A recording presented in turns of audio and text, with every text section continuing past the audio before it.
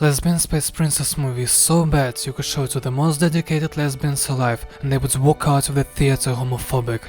I would rather watch Morbius 100 times straight than have to rewatch the Lesbian Space Princess. So if you got truly lucky or just live under a rock and still haven't heard about this movie yet, this new torture device is about a lesbian princess of Clitopia named Syra. And she has many problems. She is insecure, has no friends and nobody even loves her, especially her parents. So what would be the first thing she does? She immediately falls in love with the first person who gives her the slightest drop of attention, with a girl named Kiki, who is basically the opposite of Syra. Obviously their relationship didn't last long because Kiki basically lost all of her personal space and she was almost living in pure hell, just like me when I was trying to watch that movie. I mean, there were many red flags since the beginning.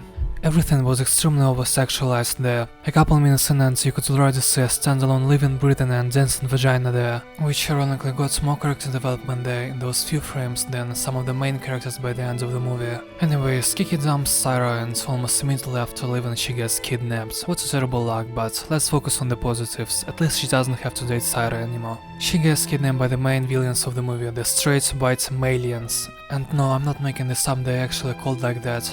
Who are we? We're the straight, white malians. So basically the intention of the movie was to satirize straight and for some reason specifically white men, but it was so bad and stupid you can't even think of calling it satire, it was just basically mockery. But things don't even end there, because the whole writing and animation was so bad there. Ironically, it ended up also becoming a mocking caricature of the whole queer community they were trying to appeal to and represent. Almost everything there was based on negative stereotypes, which led to pretty much every single community, no matter how different they are, uniting together to shit on this movie. As a gay person, just this once homophobes. Just this once. Somehow Lesbian Space Princess accomplished what many world leaders and governments could never do. It united everyone around. This was truly a tragedy that brought all nations together, which is especially ironic considering it was released on September 11th. They just couldn't pick a more fitting date to release this movie, I guess. Anyways, the straight white malians are now blackmailing Syra. If she doesn't give them the royal labris, which is a magical axe only she can summon as a princess, they will drop Kiki into the acid. And don't ask me where did I get so much acid from. I have no idea, there is probably as much acid there as the writers had when they were writing this script. But there is a huge problem besides this movie in general. Syra can't even summon the labris because of all her mental problems, so she goes on a journey to fight her insecurities and PTSD while giving one to whoever was watching this movie. She eventually meets Willow, a former gay pop star who decides to join her on the quest and help her. For an example, when Syra got insecure again and felt that she is ugly, Willow decides to cheer her up by literally putting a mirror right in front of her face, to stop Syra's bad looks from being a personal hidden insecurity and becoming a well-known fact.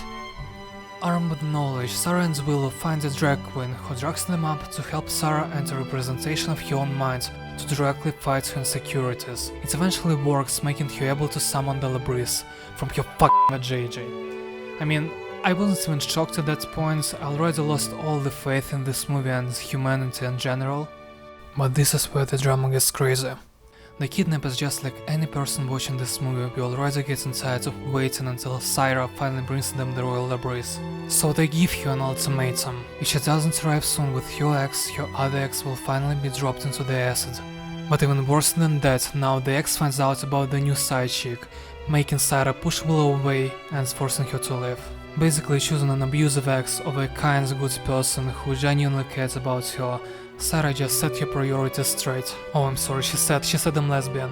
After dumping Willow, Syra finally brings her magical axe to have a final epic fight we have all been waiting for this entire movie. Oh no, she just gives it to them. It explodes, the straight white malians turn gay and then Kiki dumps her again, forcing Syra to return home alone with none of her exes left. So after 90 minutes of a waterboarding in the form of a movie, I have finally realized an important lesson Lesbian Space Princess was trying to teach me all this time. Is that no matter how bad things get in your life, whether it's a breakup, drug addiction or even kidnapping, there will always be something even worse, this movie.